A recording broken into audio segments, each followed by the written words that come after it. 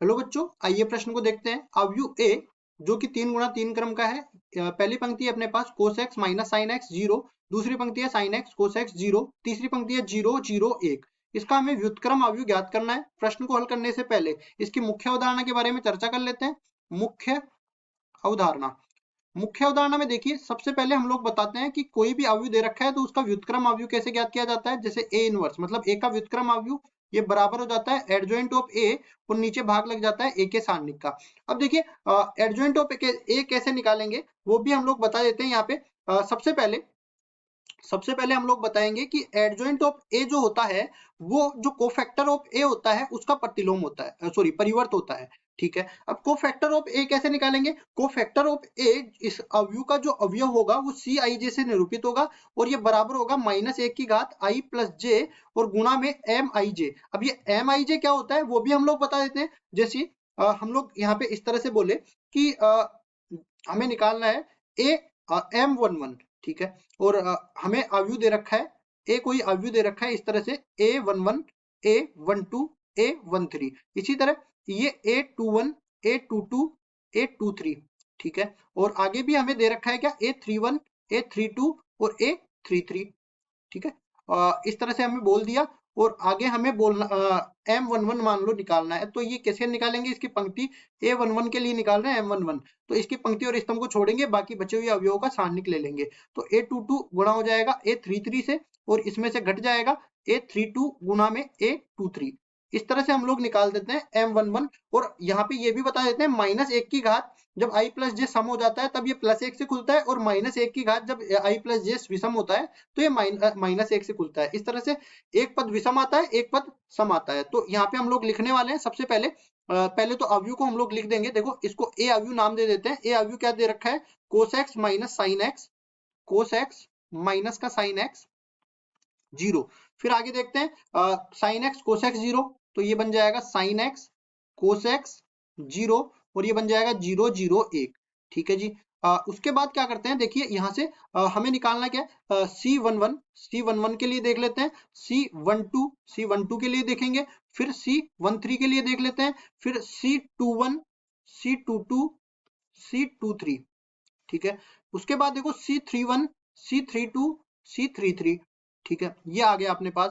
अब देखिए इनका मान निकालने के लिए यहाँ पे -1 की घात सम बनेगी तो ये +1 से गुणा होगा, ये अपने पास विषम बनेगी तो -1 से गुणा होगा। इस तरह से क्रम से चलता रहेगा, ये +1 से गुणा होगा, ये -1 से गुणा होगा, ये +1 से गुणा होगा और ये -1 से गुणा होगा, ये फिर से +1 से गुणा होगा, ये -1 से गुणा होगा, ये +1 से गुणा होगा, ठीक है। अब उसके बाद देखो हम लोग M11 निकाल लेते हैं। तो यहाँ पे देखिए cos x के लिए निकालते हैं ना, तो cos x माइनस 0, तो ये cos x के बराबर बन जाएगा। फिर माइनस साइन x के लिए निकालते हैं तो sin x माइनस में 0, ये sin x के बराबर हो जाएगा। फिर देख लेते हैं 0 के लिए निकालते हैं, 0 के लिए निकालते हैं तो sin x गुणा 0, ये 0 माइनस 0 0 के बराबर बन जाएगा। फिर यहाँ पे sin x के लिए निकालते हैं तो माइनस sin x बन जाएगा। फिर आगे cos x के लिए निकालते हैं तो cos x बन जाएगा। फिर आगे 0 के लिए निकालते हैं तो ये 0 0, ये 0 बन जाएगा। फिर 0 के लिए निकालते हैं तो ये 0 0, ये 0 बन जाएगा, ये भी 0 बन जाएगा और ये cos square x plus sine square x ये 1 के बराबर बन जाएगा। कुल मिला के अपने पास लिख सकते हैं। देखिए सबसे पहले कोफैक्टर ऑफ n लिखेंगे, यहाँ पे ये cos x के बराबर आएगा। फिर यहाँ पे देखेंगे ये माइनस साइन x के बराबर आएगा, ये 0 आ जाएगा, ये अपने पास साइन x आ जाएगा, ये फिर से cos x आ जाएगा, ये 0 आ जाएगा, फिर ये 0 ये 0 ये 1। अब उसके बाद में देख लेते हैं हम लोग एडजॉइंट ऑफ ए निकालते हैं ना, तो इधर ही निकाल के बता देते हैं। देखो एडजॉइंट ऑफ ए होगा वो इसका परिवर्त अवयव होगा, तो परिवर्त में पहली पंक्ति पहला स्तंभ बन जाएगी तो cos x minus sine x और 0, दूसरी पंक्ति दूसरा स्तंभ बन जाएगी तो ये बनेगा साइन x cos x और 0, तीसरी पंक्ति तीसरा स्तंभ बन जाएगी 0 0 1। अब उसके बाद देखिए ये एडजॉइंट ऑफ ए आ गया। अब हमें जरूरत है किसकी, ए के सारणिक की, तो ए का सारणिक भी हम लोग निकाल लेते हैं। देखो ए अपने पास अवयव क्या दे रखा है, यहाँ पे लिखेंगे, ये अपने पास आ जाएगा cos x माइनस का साइन x 0, फिर आएगा साइन x प्लस का cos x और ये 0, फिर 0 0 1।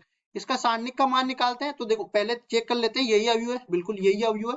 अब देखो पहली पंक्ति के सापेक्ष, या फिर एक काम कर लेते हैं, इसके सेकंडों से गुणा कर देते हैं हर एक अवयव को। तो cos x को गुणा करेंगे यहाँ से cos x से, तो ये बन जाएगा अपने पास, देखिए cos x पहले वाले अवयव को इसके सेकंड से, सेकंड क्या है यहाँ पे cos x के बराबर, cos x से गुणा करेंगे cos स्क्वायर x, फिर इसमें से जोड़ देंगे दूसरे वाले अवयव को इसके सेकंड से गुणा करेंगे, सेकंड क्या है यहाँ पे माइनस का साइन x, तो माइनस माइनस यहाँ पे प्लस हो जाएगा और कुल मिला के अपने पास प्लस का साइन स्क्वायर x ये बन जाएगा। इसको ठीक से लिख देते हैं तो ये बन जाएगा अपने पास प्लस का साइन स्क्वायर एक्स। अब देख लेते हैं जीरो किसी भी से भी गुणा हो जीरो के बराबर आ जाएगा। कुल मिला के ये सर्वसमीका होती है त्रिकोणमिति में एक के बराबर ये बन जाएगा। मतलब मैं कहूंगा कि एक का अगर देखो यहाँ पे मैं बोल सकता हूँ एक का मेरे को प्रतिलोम अवयव निकालना है, एक का प्रतिलोम अवयव निकालना है और ये बराबर होता है एडजॉइंट ऑफ ए बटा में एक का सारणिक। एक के सारणिक का मान एक के बराबर आ गया तो ये एडजॉइंट ऑफ एक के बराबर ही आ जाएगा। एडजॉइंट ऑफ ए का मान हमने यहाँ पे लिख ही लिया है, किसके बराबर है